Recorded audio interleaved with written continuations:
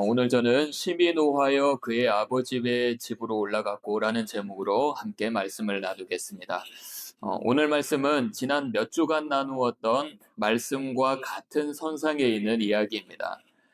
지난주는 삼손이 부모님과 함께 딥나로 내려갔던 이야기를 살펴보았죠. 삼손은 딥나에 있는 포도원에 갔고요. 거기서 젊은 사자를 만났습니다. 여호와의 영이 삼손에게 임하여서 맨손으로 그 사자를 죽였습니다. 나중에 삼손이 시간이 지나서 길을 가다가 보니까 그 자기가 죽인 사자의 시체에 꿀이 있는 것을 보았어요.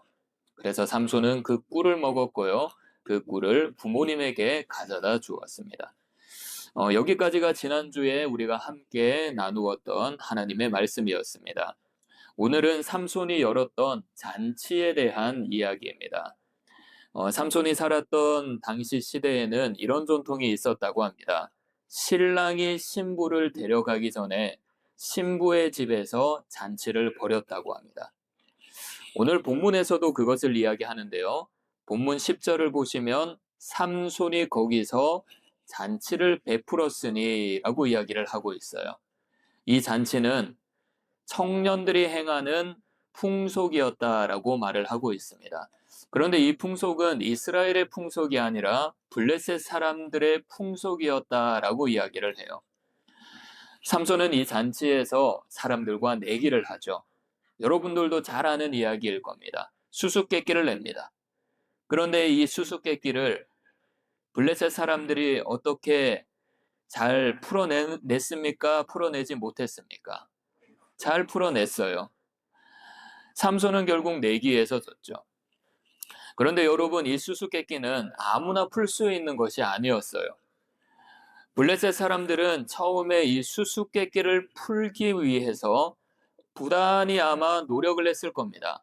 자기들끼리 서로 지혜를 모으고 이 수수께끼의 해답이 무엇인지 찾아 나아갔을 거예요. 그런데 그 수수께끼를 풀지 못했습니다. 결국 불법을 저지르죠. 삼손의 아내가 될 여인에게 협박을 했던 것입니다. 삼손은 이 사실을 알고 화가 났습니다. 상금으로 걸었던 물품들을 다른 곳에서 빼앗아서 그 사람들에게 줘버렸어요. 그리고 아버지의 집으로 돌아가 버렸습니다. 여기까지가 오늘 성경 말씀에 나오는 스토리입니다. 자, 오늘 우리는 이 말씀을 통해 우리의 인생의 모습을 볼 수가 있고요. 하나님이 우리를 위해 어떻게 역사하시는지 알 수도 있습니다. 결론적으로 말씀을 드리면 자신감이 상실감으로 변화될 때가 있고 인간의 계산이 무너지고 그 시간 가운데 하나님의 역전의 은혜가 펼쳐진다라는 거예요. 이 역전의 은혜는 하나님의 섭리 안에서 이루어진다. 오늘 말씀을 통해서 우리는 이것을 알 수가 있습니다. 말씀을 하나씩 보겠는데요. 본문 12절 함께 읽겠습니다. 시작.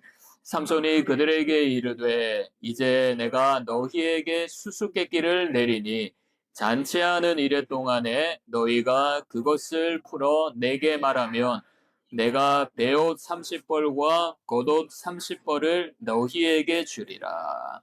자, 이 말씀은 삼손이 사람들에게 수수께끼를 내는 장면이죠. 수수께끼를 맞추면 모시옷 30벌과 겉옷 30벌을 주겠다고 했어요. 여러분, 이 말씀을 보면 삼손이 어떠한 모습으로 말을 하고 있는 것 같아 보입니까? 어떠한 모습 같아요? 수수께끼를 내는 이 삼손의 모습에 자신감이 있는 것 같아요. 내가 수수께끼를 낼 테니까 한번 맞춰봐라, 이런 자신감이죠. 수수께끼를 너희들은 풀지 못할 것이니 내가 이런 큰 상품을 내건다, 이런 자신감이 있었던 것입니다. 이렇게 생각할 수밖에 없었습니다. 왜냐하면 삼손이 내걸었던 수수께끼는 자기가 경험한 것으로부터 나온 것이기 때문이죠. 그리고 당시 시대는 이런 수수께끼를 내는 사람이 그냥 재미로만 내는 것이 아니었다고 합니다. 수수께끼를 낸다라는 것은 내가 너희보다 한 수 위에 있는 존재이다. 내가 가진 힘과 능력을 한번 보여주겠다. 이런 마음으로 수수께끼를 냈다고 해요. 게다가 삼손은 어떤 사람이었습니까? 나시린이었죠. 하나님의 영이 임하여 특별한 힘을 냈던 사람입니다. 그러니 사람들 앞에서 자신의 힘과 지혜를 과시하고 싶었던 거예요. 이것이 수수께끼라는 형태로 드러나고 있었던 것입니다. 그러니 삼손이 자신감 있게 수수께끼를 맞춰보라고 한 것이죠. 자, 14절을 보면 수수께끼가 뭔지 이야기를 하고 있는데요. 먹는 자에게서 먹는 것이 나오고 강한 자에게서 뭐가 나온다고 하죠? 단 것이 나온다라고 해요. 자, 이 답이 무엇이냐? 삼손은 블레셋 사람들에게 물어봤던 겁니다. 자, 여러분은 뭔지 아시겠죠?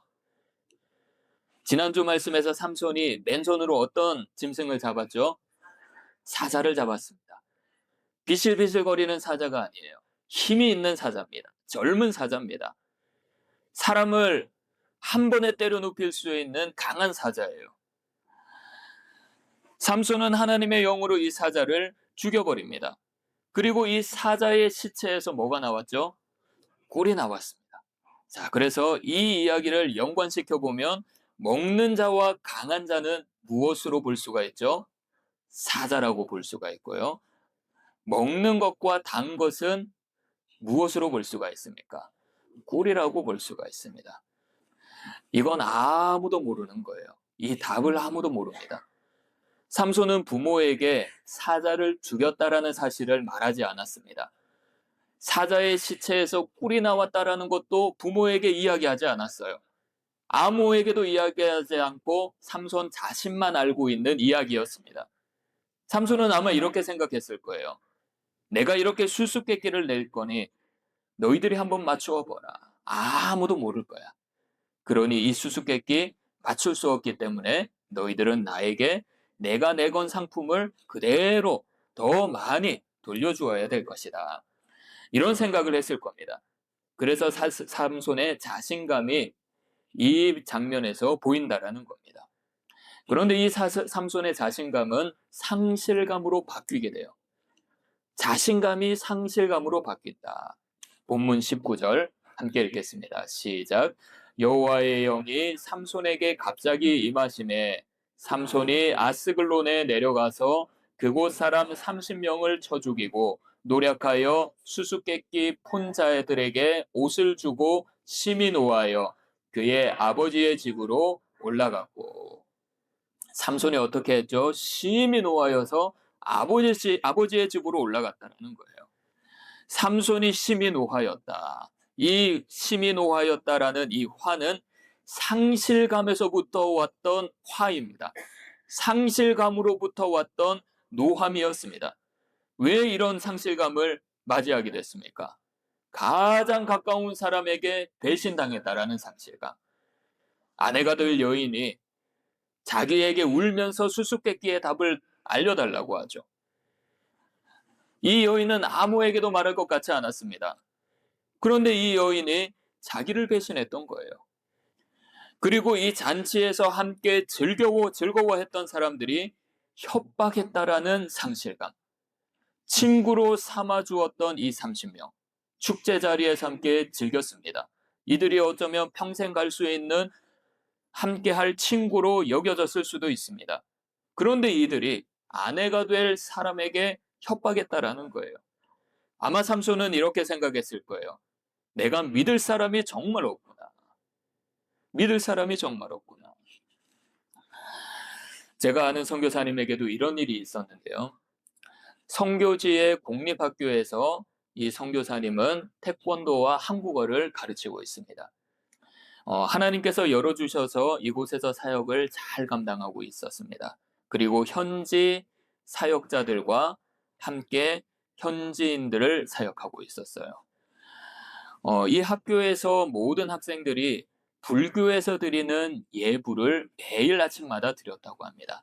그런데 선교사님이 여기서 사역을 잘해서 아침마다 하나님께 예배를 드리는 시간을 확보할 수가 있었대요. 거기에다 여름에는 성경학교까지 할 수 있는 좋은 환경을 맞이하게 되었습니다. 처음에는 학생들이 모이지 않았는데 지금은 많은 학생들이 매일매일 하나님께 예배를 드리고 있대요. 하나님이 선교사님을 사용하셔서 학교의 분위기를 완전히 바꾸어 놓았던 것이죠. 자, 그런데 선교사님에게 위기가 찾아왔어요. 함께 사역하던 현지인 사역자들이 다른 선교사님들과 사역을 시작한 거예요. 자기랑 손잡으면 우리가 그 선교사님보다 더 잘하게 주겠다라는 그 말을 듣고 이 현지인 선교사님이 등을 돌렸던 것입니다. 이런 일이 한 번만 있었던 것이 아니라 두 번, 세 번에 걸쳐서 있었던 거예요. 얼마나 이 선교사님이 상실감에 빠졌을까요? 사람들이 등을 돌리고 함께 동역하며 이곳에서 복음을 전할 수 있을 것 같다라는 확신을 가지고 있었지만 등을 돌린 이 사람들 때문에 상실감에 빠질 수밖에 없었던 것입니다. 하지만 하나님께서는 선교사님의 사역을 더 잘되게 하셨어요. 선교사님이 아이들을 잘 케어해서 이 아이들이 대학교까지 가고요. 좋은 직장을 잡을 수 있게 되었습니다. 이제 대학교로 올라가는 학생들이 많아지니까 그 근처에 선교 센터를 세워서 그 학생들을 계속해서 케어해주고 있습니다. 복음 사역을 더 확장시키고 나아가고 있었던 것이죠. 공립학교에서는 카페를 만들어서 베이킹 수업을 하고요. 매주 토요일마다 아이들을 데리고 성경학교를 하고 있다고 합니다. 이 선교사님이 겪은 일들과 선교 사역을 보면 역전의 하나님이 생각이 납니다. 상실감의 자리에서 더 큰 복의 자리로 바꾸어 주셨다라는 거죠. 더 큰 비전을 주시고 또 다른 곳에서 사역을 할 수 있도록 하나님께서 인도하셨다라는 겁니다. 이 삼손의 이야기와 이 선교사님을 보면 공통점이 한 가지가 있죠. 사람 때문에 깊은 상실감에 빠졌다라는 거예요. 다른 것이 아닙니다. 사람 때문에 상실감에 빠졌다라는 거예요. 삼손은 아내가 될 사람과 함께 잔치를 했던 친구에게 배신을 당했습니다. 선교사님은 함께 사역하던 동역자들에게 등돌림을 당했던 거예요. 그런데 이 일은 우리에게도 일어나는 일입니다. 기대했던 사람들이 등 돌릴 때가 있죠. 믿었던 사람들이 말을 바꿀 때가 있습니다. 확신했던 일들이 모두 무너질 때가 있습니다. 이때 우리에게 어떤 마음이 듭니까? 상실감이 듭니다. 굉장히 그 상실감이 크게 다가오죠. 믿었던 사람, 내가 의지했던 사람들이 등을 돌리게 되면 그런 일이 일어난다라는 거죠. 하지만 이 자리가 끝이 나는 게 아니라는 거예요. 사람이 등을 돌리는 그 자리가 하나님이 역전의 은혜를 준비하시고 시작하시는 자리입니다. 하나님은 우리에게 역전의 은혜를 계속해서 준비하고 계신다라는 거예요. 이번 주 금요일에 말씀을 드렸습니다. 우리가 위축될 때가 있어요. 우리가 위축되면 위축될수록 담대하게 하나님 앞으로 나아가야 됩니다. 우리가 한 걸음을 내디디면 두 번째 걸음부터는 하나님께서 우리를 걷게 하신다라는 거예요. 그러면 내 힘과 내 능력으로 하나님께 나아가는 것이 아닙니다. 내 힘과 내 능력으로 나아갈 때는 상실감에 빠져 하나님께 나아가지 못하지만 내가 예수 그리스도의 역전의 은혜를 기대하며 한 걸음을 내디딜 때 하나님께서는 우리에게 새 힘을 주시고 능력을 베풀어 주셔서 주님의 자리로 나아갈 수 있도록 인도하신다는 거예요. 역전의 은혜를 주시는 하나님 앞으로 담대히 나아가시기를 바랍니다. 한 걸음 힘들어도 내디디시기를 바랍니다. 가만히 있지 말고 상실감이 찾아올 때마다 은혜의 자리로 나아가시기를 바랍니다. 자, 이제 사람이 보지 못하는 하나님의 섭리. 오늘 말씀에서도 이 하나님의 섭리를 보여주고 있어요. 하나님이 직접 일하시는 역사로 이어지는 장면을 우리는 볼 수가 있는데요. 본문 15절 함께 읽겠습니다. 15절입니다. 시작. 일곱째 날에 이르러 그들이 삼손의 아내에게 이르되 너는 내 남편을 꾀어 그 수수께끼를 우리에게 알려달라 하라. 그렇지 아니하면 너와 내 아버지의 집을 불사르리라. 너희가 우리의 소유를 빼앗고자 하여 우리를 청한 것이 아니냐. 그렇지 아니하냐 하니. 자, 이 말씀은 블레셋 사람들이 삼손의 아내가 될 사람에게 협박하는 내용이죠. 이 사람들은 수수께끼를 풀 방법이 없었어요. 아무리 생각해도 삼손의 수수께끼의 답을 찾아낼 수가 없었습니다. 그때 이 사람들에게 떠오르는 생각, 우리가 손해를 보면 안 된다. 우리가 손해를 보면 안 된다. 그래서 삼손의 아내가 될 사람에게 협박을 했던 것이죠. 결국 성공하죠. 답을 얻어냅니다. 수수께끼를 풀어서 내기에 이겨냈습니다. 겉으로 보기에는 이들의 모습은 완벽한 승리처럼 보입니다. 그런데요, 하나님이 보시는 관점은 다릅니다. 그들의 행동은 오히려 더 큰 비극을 낳게 만들었습니다. 19절을 보시면 삼손이 아스글론에 내려가서 어떻게 했습니까? 그곳 사람들 어떻게 했죠? 30명을 죽였다고 합니다. 노력했다고 합니다. 그 노량물을 수수께끼 푼 사람들에게 주었다라는 거예요. 자, 여기서 이런 질문이 들지 않습니까? 과연 수수께끼를 푼 자들의 승리가 참된 승리라고 할 수 있을까? 어쩌면 수수께끼를 풀었던 블레셋 사람들은 우리가 이겼다라고 외쳤을 수도 있습니다. 그런데 그들의 계산은 완전 틀렸다라는 거예요. 그들의 계산 때문에 다른 사람이 생명을 잃었습니다. 그들의 계산 때문에 가족들과 마을에 큰 아픔이 주어졌습니다. 블레셋의 입장을 본다면 이들 때문에 이들의 민족이 어려움을 당하게 되었다라는 거예요. 그런데 사람을 죽이고 노력했던 삼손만 눈에 들어왔을 겁니다. 블레셋 사람들의 계산 때문에 또 다른 블레셋 사람들이 죽임을 당하고 아픔을 당했습니다. 그런데 삼손 아무것도 모른 채 노력하고 다시 그것을 주고 아버지의 집으로 씩씩거리며 돌아갔습니다. 여러분, 이 모습도 어디서 많이 본 것 같지 않습니까? 삼손의 부모도 삼손처럼 하나님이 일하시는 것을 몰랐다라는 것이죠. 사사기 14장 4절 함께 읽겠습니다. 시작. 그때에 블레셋 사람이 이스라엘을 다스린 까닭에 삼손이 틈을 타서 블레셋 사람을 치려 함이었으나 그의 부모는 이 일이 여호와께로부터 나온 것인 줄은 알지 못하였더라. 자, 우리가 2주 전에 이 말씀을 가지고 함께 나누었습니다. 그때 이렇게 말씀을 드렸어요. 삼손의 부모는 지금 일어나고 있는 일이 하나님이 개입하신 일이라고 생각하지 못했다라는 겁니다. 그런데 4절에서 분명히 말하죠. 이 일은 여호와께로부터 나온 것이다. 여호와께로부터 나온 것이다. 자, 그러면 여호와께로부터 나온 것이 뭐죠? 14절 중반절, 삼손이 틈을 타서 블레셋 사람을 치려 한다. 그때 이렇게 말씀을 드렸습니다. 이것은 삼손이 블레셋을 치려 하는 것이 아니라 하나님께서 삼손을 사용하셨다라는 거예요.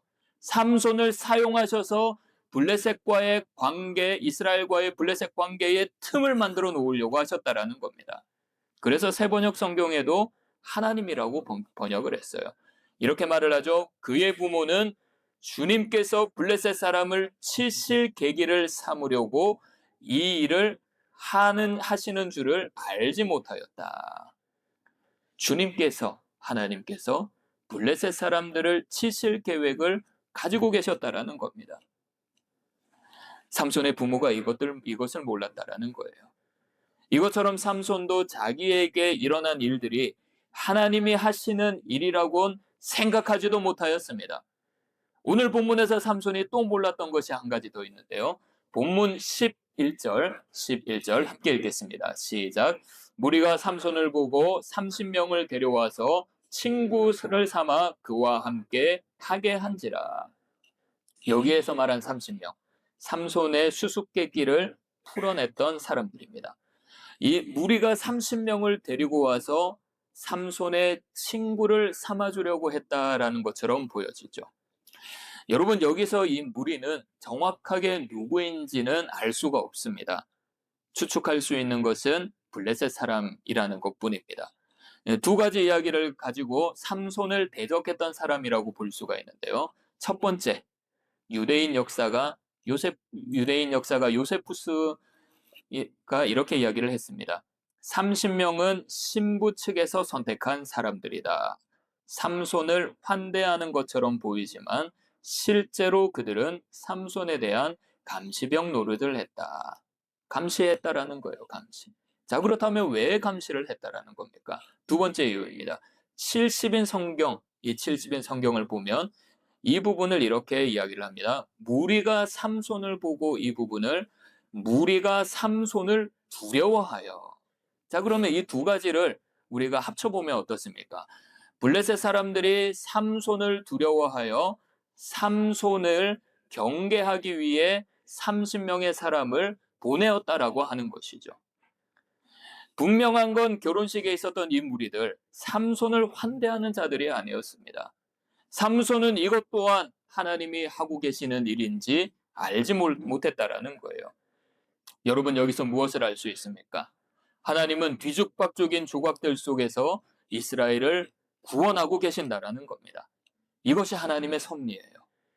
이 섭리 가운데 하나님의 역전의 은혜가 나타난다라는 겁니다. 성경을 보면 그런 이야기가 많이 나오죠. 우리가 잘 아는 요셉, 하나님의 섭리 안에 있었던 사람입니다. 형제들에게 미움을 받았죠. 애굽에 가서 종살이를 했습니다. 억울한 일을 많이 당했습니다. 하지만 하나님은 요셉에게 역전의 은혜를 베풀어 주셨어요. 결국 총리가 되게 하셨죠. 총리가 되어서 어떤 은혜가 나타났습니까? 이스라엘 백성들이, 자기의 가족들이 기근에 당하지 않도록, 죽지 않도록 생명을 살리는 하나님의 은혜가 그들에게 임했습니다. 다윗, 목동의 아들이었어요. 다윗의 이름의 뜻은 찌꺼기라는 뜻이에요. 찌꺼기. 찌꺼기와 같은 취급을 당했다라는 거예요. 형들이 다윗을 무시했습니다. 집에서는 허드렛 일만 하고 있었습니다. 자, 하지만 하나님은 이 다윗에게도 역전의 은혜를 베풀어 주셨어요. 그를 왕으로 삼았습니다. 다윗을 통해 이스라엘을 강력한 통일 왕국으로 만드셨던 거죠. 그래서 이들의 삶은 생명을 살리는 하나님의 섭리 안에 있었다라는 겁니다. 이 섭리 안에서 하나님의 역전의 은혜를 누렸다라는 거예요. 이 하나님의 섭리는 우리 눈에 보이진 않습니다. 이 하나님의 섭리는 어떤 메커니즘으로 돌아가는지도 알 수가 없어요. 우리는 전혀 하나님의 섭리가 어떻게 펼쳐지고 이루어지는지 하나님의 계획을 정확하게 알 수가 없습니다. 하지만 분명한 것은 지금 이 시간에도 우리가 하나님의 섭리 안에 살아가고 있다는 겁니다.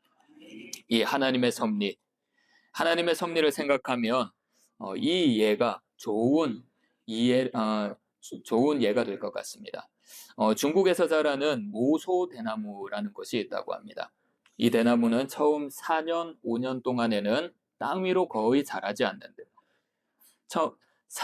3cm, 5cm 정도 눈에 보이지 않을 정도만 자라다가 나중에 시간이 되었을 때는 확 자라게 된다고 합니다. 사람들이 봤을 때는 겉으로는 아무런 변화가 없는 것처럼 보입니다. 보는 사람마다 이게 제대로 자라고 있는 건가라는 생각을 하게 될 거예요. 그런데 폭발적으로 이 대나무가 자랄 수 있었던 것은 4, 5년 동안에 땅 속에서 수미터의 뿌리를 넓고 깊게 뻗치고 있었기 때문입니다. 지속적으로 멈추지 않고 아무도 보지 못하는 곳에서 자라나가고 있었다라는 것이죠. 저는 이 모소대나무를 보면서 하나님의 섭리가 이런 것이다라고 생각을 했습니다. 겉으로 볼 때는 아무런 변화가 없습니다. 겉으로 볼 때는 이것이 하나님의 섭리인지 우리는 알 수가 없습니다. 우리에게 일어나는 일들, 모든 상황들, 많은 것들 뒤죽박죽일 때가 있어요. 그래서 우리가 눈으로 볼 때는 우리의 일들이 실패로 보여질 때가 있습니다. 그런데 하나님은 그 보이지 않는 자리에서 은혜의 뿌리를 깊이 내리고 계십니다. 보이지 않는 뿌리를 내리게 하신 것, 보이는 대나무를 자라게 하신 것, 이 모두가 하나님의 섭리 안에 있다라는 것이죠. 그래서 때가 되면, 하나님의 시간이 차면 하나님은 갑자기 우리가 예상하지 못하는 방법으로 역전의 은혜를 베풀어 주십니다. 그래서 지금 우리 인생에 아무 일이 일어나지 않는 것 같고 멈춰 있는 것 같고 상실감이 크게 느껴지는 것 같아도 지금 하나님은 생명살림의 섭리 가운데 우리에게 은혜의 뿌리를 내리고 계십니다. 하나님은 준비하고 계십니다. 우리는 못 보지만 지금 하나님은 멈추지 않으시고 계속 은혜를 베풀고 계신다라는 거예요. 사랑하는 여러분, 삼손의 상실감, 블레셋의 약함, 사람들의 배신, 하나님은 이 모든 조각들을 모으십니다. 이스라엘을 구원하시는 역전의 은혜로 바꾸어 나아가십니다. 지금 우리에게도 동일하게 역사하신다라는 거예요. 우리의 실패, 우리의 상처, 우리의 억울함, 우리의 상실감, 하나님은 이 모든 인생의 조각들을 모아서 역전의 은혜로 바꾸어 나아가십니다. 그러니 포기하지 마십시오. 모든 인생을 그냥 던져놓지 마십시오. 낙심하지 마십시오. 우리는 하나님의 섭리 안에 있는 믿음의 자녀들입니다. 하나님이 반드시 역전하게 하시고 하나님이 반드시 온전하게 세워나가실 겁니다. 여러분들의 삶 가운데, 하나님의 섭리 안에 살아가는 우리의 인생 가운데 하나님의 역전의 은혜가 임하기를 축복합니다. 여러분의 상실감이 은혜로 바뀌어지기를 축복합니다. 하나님의 섭리 안에 늘 새롭게 이끌어 나아가시는 하나님의 은혜가 충만하시기를 축원합니다. 기도하겠습니다. 하나님 아버지, 우리의 상실감 속에서도 일하고 계신 하나님의 섭리를 보게 하심에 감사합니다. 사람의 실패와 배신이 있어도, 우리의 계산이 무너져 내려도 주님은 그 조각들을 모아 역전의 은혜로 바꾸시는 분이심을 믿습니다. 은혜의 하나님, 겉으로 아무것도 변하지 않는 것 같아도 땅속 깊이 뿌리를 내리게 하시고 자라게 하시는 하나님을 바라보게 하옵소서. 그 하나님을 붙들고 낙심하지 않도록 하여 주옵소서. 다시 한 번 더 힘을 내서 일어날 수 있도록 하여 주옵소서. 오늘 우리의 마음에 역전의 은혜를 허락하여 주시고 상실감이 은혜로 바뀌게 하시고 하나님의 섭리 안에서 새 힘을 얻어 하나님 안에 행복한 인생을 살아갈 수 있도록 하여 주옵소서. 인도하심을 믿사오며 예수 그리스도의 이름으로 기도하옵나이다. 아멘.